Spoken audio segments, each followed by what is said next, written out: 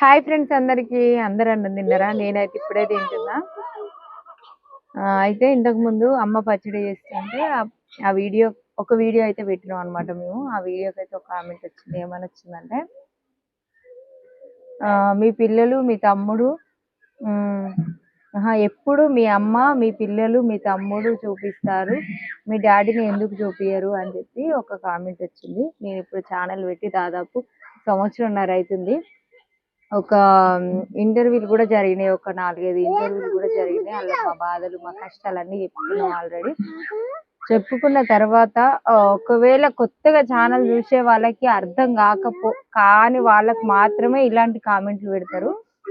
ఒకవేళ మీరు కొత్తగా చూస్తున్నట్టు నా ఛానల్ అయితే, మా నాన్న చనిపోయి 5-6 సంవత్సరాలు అవుతుంది దాదాపు.